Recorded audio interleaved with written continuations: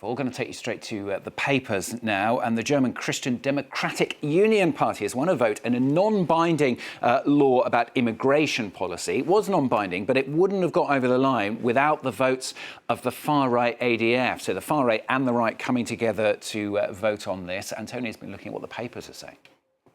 That's quite right. Well, as you can imagine, it's on all the front pages in Germany because this seems to be the shattering of an age-old taboo in German politics that the centre, the right and the left don't collaborate with the far right. The front page of Bild, you have this headline: Bundestag votes in favour of asylum shake-up. Merz prevails, Merz being the president of the CDU in the Bundestag. Red-Green outraged. Red-Green is, of course, the FDP, red, and the Green Party, green. So that's the left flank of the Bundestag. Absolutely outraged, but they're not the only ones. Now, Frankfurter gives us this rundown of the events on the day yesterday. This headline reads, majority with regret. Now, what's interesting is it describes how before the debate, Merz, the CDU leader, did everything he could to make it clear to that House exactly where he stood as regards the AfD, to distance himself from the AfD. There had just been Holocaust commemorations going on in the Bundestag, and he made a point of telling the AfD that their political camp bore responsibility for that episode in Germany's history. So being extremely clear on where he stood. However, when the vote passed, with the help of their votes, he was absolutely taken to pieces by the Social Democrats and the Greens, including Chancellor Olaf Scholz calling the bill unforgivable. And apparently in the House at that moment, his horror was palpable. He was imploring the Social Democrats and the Greens to come to the table to look for some form of compromise, because he's not that comfortable either with where he stands in history right now.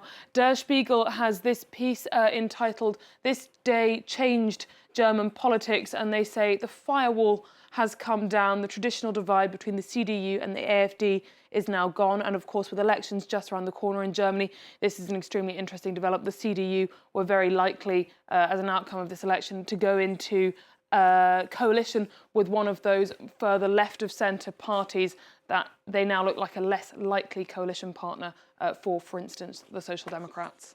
Let's go to Sweden for this next story. It's been described as an epidemic of gang violence. The homicide rate there surging to one of the highest in Europe. Some proposals have been made, though, by the Justice Ministry this week. What have you been reading, Antonia? The proposals are quite surprising, Stuart.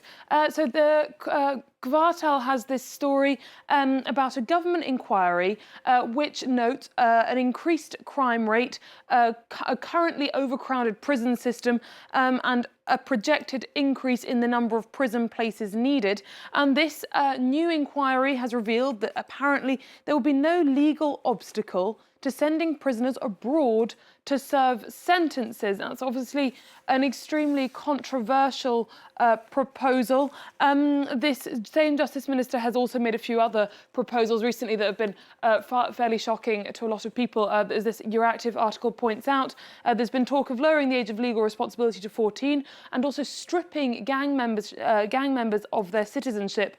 This latest proposal, sending prisoners abroad, extremely controversial, but it's not a first.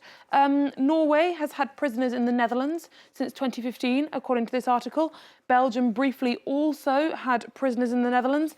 And in 2021, Denmark signed a $15 million deal with Kosovo to house 300 prisoners there. That was particularly controversial because of the potential difference in prisoner treatment and human rights standards in the two countries. Those prisoners, I should add, have not gone there yet, but that remains on the cards. So a huge push to for at least the appearance of much tougher law and order in Sweden amid a crime surge. And finally from Antonia, something a little lighter. We need it on a day like today, don't we? Might polar bears be able to help us solve one of our pollution problems? I want to preface this with might help us solve. They're not gonna solve it single-poredly. PFAS are a type of chemical that prove themselves extremely useful but extremely toxic. They're in everything from waterproof clothing to non-stick frying pans to ski equipment. However, they're extremely toxic and they stick around in our environment and our bodies.